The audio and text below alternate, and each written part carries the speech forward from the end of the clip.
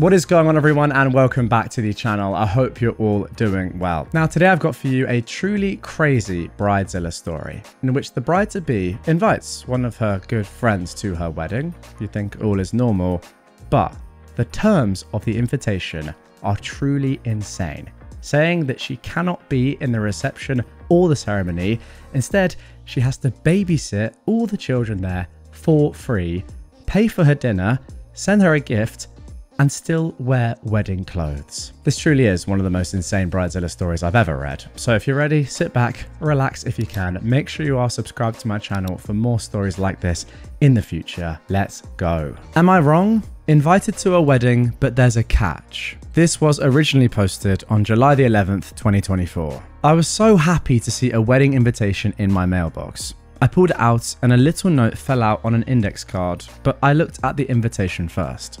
It was truly beautiful, and I immediately stuck it to my fridge like the work of art it was. It was addressed to my husband and me, and I was beyond stoked. I love weddings. I tend to get teary-eyed and smile until my face hurts at the joy of new beginnings and all the love.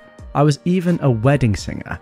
That's how much I love them. I picked up the note card and read that while me and my husband were invited, I'd be in another room helping to babysit all the children there with several other female invitees. There's a special room for children at the church, and that is where I'd be. For everything. I'd still need to dress for a wedding in case I wind up in any photos, but I'd be taking my reception meal with the children, and I'd be with all the kids for the ceremony. Then there was a link for their gift registry. Oh, and the meals for my husband and myself would be $100 each, and we have a link to pay it when we digitally RSVP. The first problem here is that I am disabled at 50 years old. Legally. I use oxygen. I use a walker when I need to walk long distances. I sometimes have to give up the walker entirely and use a wheelchair. I'm not proud of it, but there it is. I could happily sit in a room and look at kids, but I'd be pretty useless to prevent a fall or stop a child from choking or anything else that would require me to move quickly. Second, my husband isn't the one who has been friends with these people since childhood. I am. Why would he be invited to watch the ceremony and be part of the reception, but not me? He said he'd happily watch the kids and let me attend the wedding and reception, but the invitation specified that only other female invitees would be watching the kids, so I doubt they'd let him. Is this a normal thing at weddings now? Do you pick guests to babysit other guests' children? Should I call them up and explain my health situation even though they already know it and visit me during my multiple hospitalizations a year? I hate having to pull the health card, but honestly, what were they thinking? I confess that I feel offended and hurt that I'm nothing more than a babysitter to them who is expected to pay for my supper and babysit for free. Would I be wrong to simply tell them we won't be able to attend and to find another sitter? And if we don't go, do we still send a gift? No, you would not be wrong at all to tell them that. And there's no way you should send them a gift at all. It's obvious. It's just insane what is going on here. Now, there's way more to come in this story, I'm happy to say. Well, happy, you get what I'm saying. There's a lot more to come. There are about 3 or 4 updates. But first of all, I just want to give my immediate thoughts as to what I think is going on here. Actually, before I do that, get in the comments down below. Don't cheat. Don't skip ahead. What do you think is going on here? What do you think the reason is for this apparent switch up and the weirdest wedding invitation of all time? For me, I think we've got another case of just pure ableism here. And like we've seen before in other stories that I've narrated on this channel, I feel like, you know, this woman, this bride-to-be just perhaps doesn't want someone with a wheelchair or with a walker or oxygen tanks in her photos. I think that might be the reason. I don't want it to be, but that is the only thing I can think of. Let me know if you guys agree in the comments down below. But yeah, as it stands, I am sadly leaning towards that reason. Now, before we get into the first update here, there are a couple to come. OP has first of all answered just some more basic questions for further context. Let's get into that. Okay, then let's get straight into OP's first update, which addresses some questions. I know these folks because my mum, RIP mum, and the bride's grandma were besties. So I grew up with the bride's mum as an almost sister to me. We went to school together, graduated together, worked at the same place twice, and have been super close since. The bride is like a goddaughter. At least I thought she was. I'm gobsmacked here. The church where they're getting married is a Southern Baptist church. They aren't members. None of us are overly religious. They just liked the venue and booked it. I've never been inside, but it's lovely on the outside. And apparently it has a childcare room that is big enough for a bunch of women and kids to hole up comfortably for a wedding and reception. We're all American. The groom's family is related to my family via marriage, and the bride and groom met at my house at a cookout a few years ago. I've always been way closer to the bride's family though. I knew that there had been a proposal. I got FaceTimed about 10 minutes after it happened, and my husband and I cried and laughed and wished them well and oohed and ahed over their story and the ring. I was expecting an invitation, sure, but not like this. The last time I had lunch with the bride's mum, she told me they're inviting around 200 people, so it will be a large wedding with, I'm assuming, a ton of children. No, I don't hate kids. I love kids. I would have loved to have kids of my own, but my body just wouldn't do it. It took 2 miscarriages and a stillbirth to finally make me accept that it wouldn't happen for us. We're in the process of adult adopting 2 young adults that we brought into our home when we found out they were kicked out and homeless at 18. They've lived with us for years and we're making it legal. They call us mum and pop and we're a family. I'm still considering my options. I've started and deleted multiple emails to the bride's mum.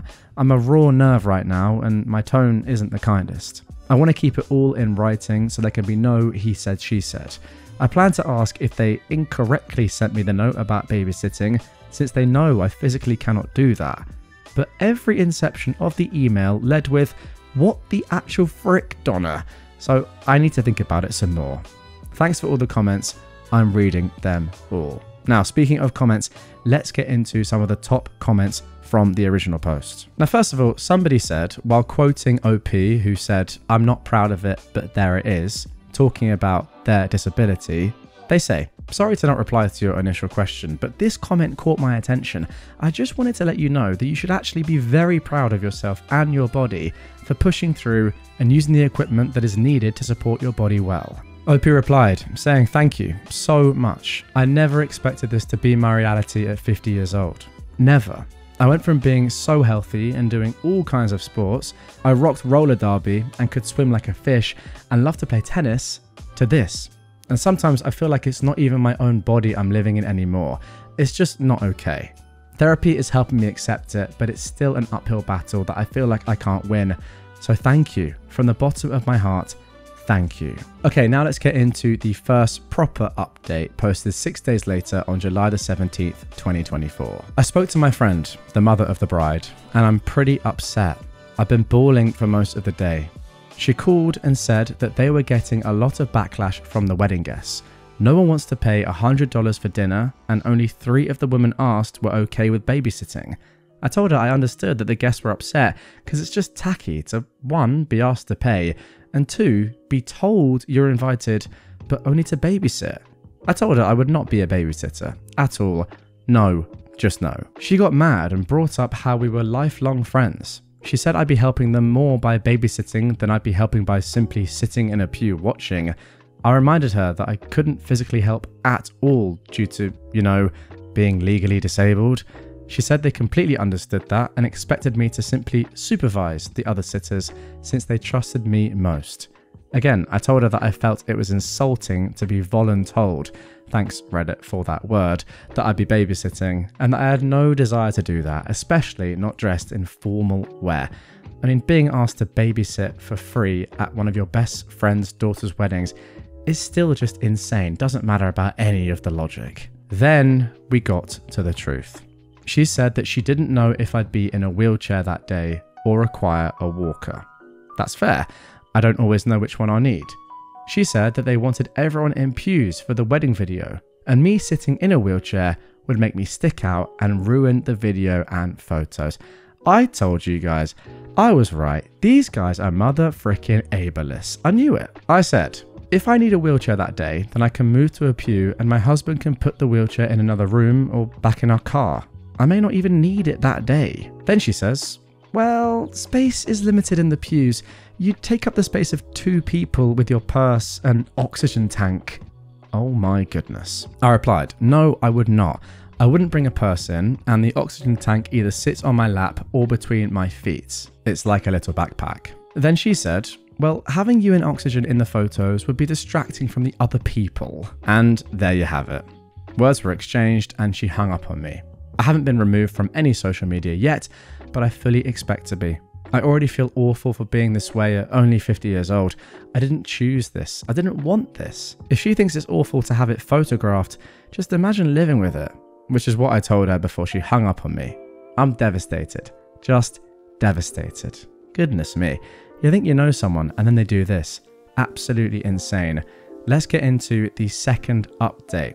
This was posted on July 25th, 2024, a week later from the first update. I'm not in the greatest headspace. I don't think I've ever been less okay, honestly. I did not register to RSVP or communicate with them further until another invitee got in touch with me and said that the mother of the bride, a person I thought of as basically my sister, was bad-mouthing me into the ground. I explained my side and our mutual friend was livid.